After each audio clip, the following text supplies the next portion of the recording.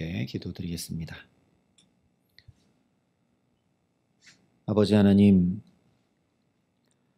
주께 나아오는 자는 반드시 주님 계신 것과 우리에게 상 주실 것임을 믿으라 말씀하신 대로 오늘도 우리에게 필요한 복과 은혜를 주실 줄 믿고 이 첫 시간 주 앞에 엎드려 은혜를 구합니다.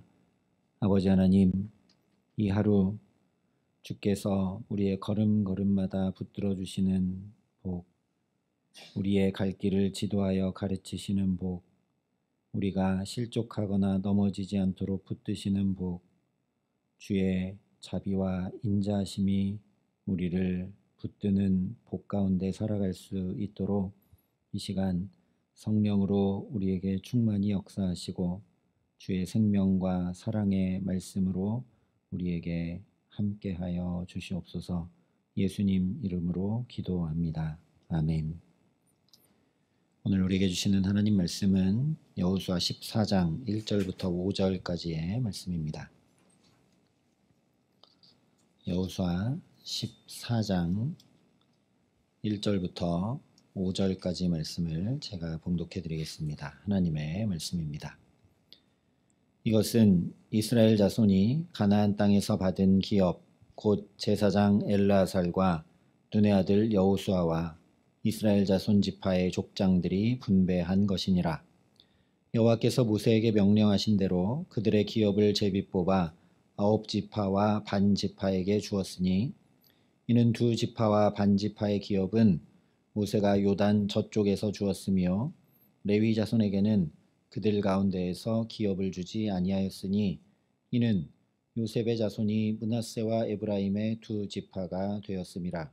이 땅에서 레위 사람에게 아무 분깃도 주지 아니하고 다만 거주할 성읍들과 가축과 제산을 위한 목초지만 주었으니 이스라엘 자손이 여호와께서 모세에게 명령하신 것과 같이 행하여 그 땅을 나누었더라. 아멘. 오늘 14장부터 19장까지는 드디어 요단강 서쪽, 즉 아브라함 때부터 하나님께서 언약하셨던 약속의 땅을 각 지파가 유업으로 받게 되는 이야기를 전해주고 있습니다. 그래서 1절이 이렇게 말씀하며 시작을 합니다. 이것은 이스라엘 자손이 가나안 땅에서 받은 기업 곧 제사장 엘르아살과 눈의 아들 여호수아와 이스라엘 자손 지파의 족장들이 분배한 것이니라. 그러니 이 말씀 그대로 이제 나머지 9지파 반에게 유업이 어떻게 분배되었는가 말씀하는 것이 가장 자연스럽게 연결되는 것일 겁니다. 그래서 곧바로 이어서 2절에 여호와께서 모세에게 명령하신 대로 그들의 기업을 제비 뽑아 9지파와 반 지파에게 주었다 말씀을 합니다. 하지만 이것은 9지파 반에게 주어지는 유업 이야기를 하는데 중점이 있기보다는 13장에서 했던 유업 분배의 원칙을 또 말씀하고 있는 것이죠. 민수기에서 말씀했던 대로 제비 뽑아 공의와 정의로 분배했다는 것을 반복하고 있기 때문입니다. 실제로 이어지는 3절과 4절을 보면 2지파 반에게는 요단 동편 땅이 유업으로 주어졌고 레위 지파에게는 유업을 주지 않았고 다만 거주할 성읍들과 가축과 제산을 위한 목조지만 주었다 말씀을 합니다. 이 역시 앞서 13장에서 얘기했던 것을 그대로 요약하고 반복하는 것이지 요단 서편 땅의 분배에 대한 이야기는 전혀 아닙니다. 게다가 5절에 보면 이스라엘 자손이 여호와께서 모세에게 명령하신 것과 같이 행하여 땅을 나누었더라 말씀하면서 13장에서 확인했던 유업 분배의 대원칙, 즉 하나님의 말씀대로 행해야 함을 또 확증하고 있습니다. 물론 이것은 유업 분배에 있어서 기억하고 또 기억하고 또 기억해야 할 중요한 원칙이기 때문에 계속 반복하여 말씀하는 것이기는 합니다. 그러나 내용의 흐름상 유다 자손이 유업으로 받은 땅을 이야기하면서 본격적으로 요단 서편 유업 분배를 말씀하는 5장으로 넘어가도 될 이야기입니다. 왜냐하면 우리 이미 살펴본 대로 여러 차례 충분히 반복하며 다 말씀했기 때문이죠. 그러니 이것이 중요함을 기억하고 깊이 담을 수 있도록 반복하려면 차라리 19장까지 나머지 지파들의 배분된 유업을 다 이야기한 뒤에 20장쯤에서 그 유업 분배를 마무리하면서 이 분배의 중요한 원칙들을 그때 또 얘기해주면 다시 기억하고 마음에 담는 효과가 훨씬 더 클 겁니다. 그럼에도 불구하고 요단 서쪽 땅을 유업으로 나누는 이야기의 포문을 열면서 먼저 또 이 말씀을 하고 있다면 뭔가 다른 중요한 이유가 있다라는 걸 우리가 충분히 짐작해 볼 수 있습니다. 그래서 말씀을 다시 살펴보면 13장에서 이야기했던 것과 약간 달라져 있는 변주를 우리가 발견하게 됩니다. 13장에서는 레위 자손에게 기업을 주지 않았던 이유를 이스라엘의 하나님 여호와께 드리는 화제물이 그들의 기업이 되었음이더라. 또 이스라엘의 하나님 여호와께서 그들의 기업이 되심이었더라 말씀을 했습니다. 레위 자손이 성소의 거룩한 직임을 감당하여 거기서 하나님이 그들의 몫으로 주신 것을 기업으로 받기 때문에 가나안 땅을 기업으로 받지 않았다. 그것을 다시 한 번 더 반복하면서 하나님이 그들의 기업이 되어주셨기 때문에 기업을 주지 않았다 얘기를 했습니다. 그런데 오늘 3절 하반절부터 4절 상반절에는 이렇게 말씀을 합니다. 이는 두 지파와 반지파의 기업은 모세가 요단 저쪽에서 주었으며 레위 자손에게는 그들 가운데에서 기업을 주지 아니하였으니 이는 요셉의 자손이 므낫세와 에브라임의 두 지파가 되었음이라. 물론 이것은 13장에서 말씀했던 이유, 하나님이 그들의 기업이 되어주셨다라는 것을 번복하고 다른 얘기하는 건 아닙니다. 레위 자손이 기업을 받지 않은 것은 하나님이 그들의 기업이 되어주신 것이 분명하죠.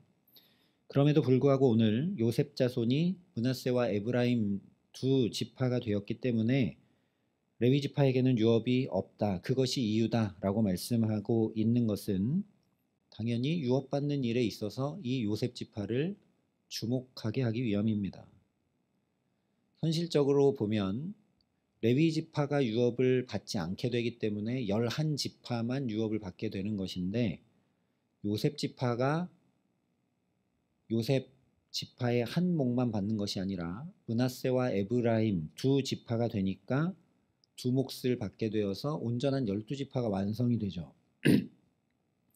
그러나 여기서 우리에게 중요하게 말씀하시는 것은 12지파의 완성이라기보다는 요셉 자손이 두 지파가 되어서 두 몫을 받았다는 사실입니다. 물론 요셉 지파가 두 몫을 받은 것을 본받아서 우리도 더 많은 유업을 차지하기 위해 나가야 한다라는 말씀은 전혀 아닙니다. 만약에 그런 말씀이라면 이미 여러 차례 반복해서 그 가족대로 유업을 분배하라 한 말씀과 정면으로 배치되는 모순이 생기게 되는 것이죠. 여기서 주목해야 될 것은 한 지파가 두 지파가 돼서 장자의 명분을 얻었다는 사실입니다.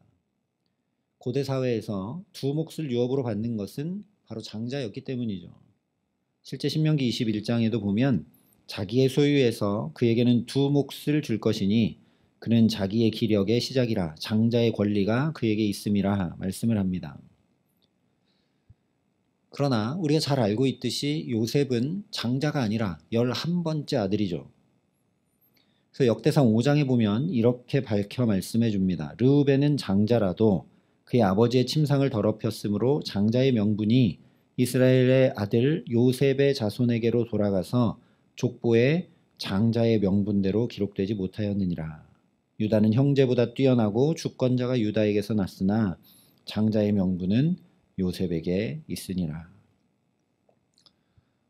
역대상에 얘기하고 있는 대로 두 번이나 반복한 대로 요셉이 장자의 명분을 얻었다라는 겁니다.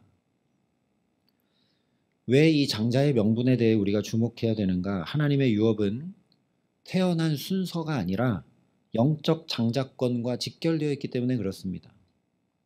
다시 말하면 영적 유업을 얻고자 사모하고 구해야 된다라는 거죠. 장자권에 대해서는 우리가 잘 아는 에서와 야곱의 이야기에서 잘 알 수 있습니다. 에서는 장자권을 중히 여기지 않아서 팥죽 한 그릇에 그냥 팔아 넘기죠. 그래서 하나님의 유업에서 제외되고 맙니다. 히브리서에 보면 음행하는 자와 혹 한 그릇 음식을 위하여 장자의 명분을 판 에서와 같이 망령된 자가 없도록 살피라 분명히 말씀을 합니다. 그러나 야곱은 비록 아버지 이삭과 형 에서를 속이며 잘못된 방법으로 장자의 축복을 쟁취해서 고생하기는 했지만 그의 중심에는 하나님 주시는 복, 하나님 유업 없이는 살 수 없다는 타는 목마름이 계속 있었습니다. 결국 야복 강가에서 자기의 환도뼈가 위골되었는데도 불구하고 당신이 내게 축복하지 아니하면 가게 하지 아니하겠나이다 하면서 끝까지 하나님 주시는 복을 갈망합니다. 요셉도 그랬다는 거죠. 그랬기 때문에 창세기 48장에 보면 므낫세와 에브라임은 자기 아들인데 이 아들들을 기꺼이 야곱의 아들들로 그냥 편입을 시킵니다. 이 두 아들은 애굽의 제사장 보디베라의 딸 아스낫, 다시 얘기하면 이방 여인을 통해 얻은 아들들이었기 때문에 하나님의 복을 이어받을 수 없는 자녀들이었죠. 그래서 이들도 하나님의 유업을 얻는 하나님의 자손들로 살아갈 수 있도록 아버지 야곱의 아들들로 둘 다 편입을 시킨 겁니다. 당연하다고 생각할 수 있지만 당시 세계를 제패했던 애굽의 총리라는 요셉의 명성과 지위와 영광을 생각해 본다면 이상할 정도죠. 그야말로 인간적 유산이라면 두 아들들에게 차고 넘치도록 줄 수 있는 위치에 요셉이 있었기 때문입니다. 그런데 그것과 비할 수 없는 하나님 주시는 유업을 요셉은 갈망했다는 겁니다. 창세기 50장의 마지막에 요셉이 죽으면서도 이스라엘 자손에게 이렇게 얘기합니다. 하나님이 반드시 당신들을 돌보시리니 당신들은 여기서 내 해골을 메고 올라가겠다 하라 하면서 맹세를 시킬 정도로, 즉 죽어서라도 하나님의 말씀이 이루어지는 그 자리에 누워 하나님의 유업받기를 열망했던 사람이 요셉입니다. 바로 이 요셉의 열망과 간구가 지금 이루어져서 그의 지파는 두 지파가 되어 두목, 즉 장자의 명분을 얻어 유업을 차지하게 된 것을 본보기 삼으라는 말씀입니다. 이제 9지파 반에게 하나님 말씀하신 대로 제비를 뽑아 유업이 주어지겠지만 그 주어지는 유업에 대한 갈망과 사모함이 없으면 그 유업은 유업되지 못한다라는 겁니다. 그냥 당연히 받고 마땅히 받고 자연히 받지 말라는 말씀이죠. 내가 그것이 얼마나 소중한지 귀한지 하나님이 감히 내게 주시는 것인지 알고 힘써 구하여 받지 않으면 그냥 거저 받은 것이 돼서 유업이 유업되지 못하기 때문입니다. 그러니 내 입을 크게 열라 내가 채우리라 하신 주님의 말씀을 의지하여서 요셉처럼 온전한 하나님 나라 유업 받기를, 믿음의 유산을 자녀와 다음 세대에 물려줄 수 있는 복 있는 사람으로 살게 하시기를 힘써 간구하고 사모하는 저와 여러분 될 수 있기를 소망합니다. 또한 주님 주신 물질과 시간과 건강과 관계들을 귀히 여기고 소중히 여기며 이것 하나님 주신 것이지 그렇게 대하며 살아갈 수 있도록 우리에게 은혜 더해 주시기를 간절히 기도합니다. 그래서 인간적인 유산 정도가 아니라 하나님 주시는 온전한 복, 장자의 명분 정도가 아니라 성령께서 친히 하나님의 자녀임을 증언해 주시는 은혜 가운데 요셉이 그러했듯이 자연히 평생토록 또 나만 아니라 후대까지 온전히 구비하여 조금도 부족함 없는 하나님 나라를 유업으로 받아 누리며 살아가게 하시는 귀한 은총 더해 주시기를 우리 구주 예수 그리스도의 이름으로 간절히 축원합니다. 함께 기도하시겠습니다. 아버지 하나님, 주님 주시고자 하시는 그 복된 유업, 하나님 나라를 나는 얼마나 열망하고 사모하고 구하여 받기를 원함으로 살아가고 있는지 요셉을 통해 다시 한번 살펴봅니다. 하나님, 오늘도 그 열망이 우리에게서 사그러지지 않도록 성령으로 우리를 붙들어 주시옵소서. 아니, 이미 하나님께서 기쁨과 감사와 평강과 은혜로 가득 누리라고 내게 건강도 주시고 물질도 주시고 시간도 주시고 사랑하는 가족도 주시고 귀하고 복된 관계들도 주셨는데 이것들을 하나님 주신 것으로 알고 귀히 여기고 소중히 여기며 하나님 앞에 살아감에 부족함이 없도록 우리 가운데 은총을 더하여 주시옵소서. 하나님, 그래서 그저 인간적인 유산 정도가 아니라 하나님의 유업을 복되게 받아 누리며 살게 하시고 나만 아니라 자녀와 다음 세대들에게까지 그 유업이 온전히 누려질 수 있도록 나를 통해 역사하시는 그 하나님을 붙들고 오늘도 살아감에 부족함 없도록 주께서 우리에게 함께 하시고 역사하여 주시옵소서.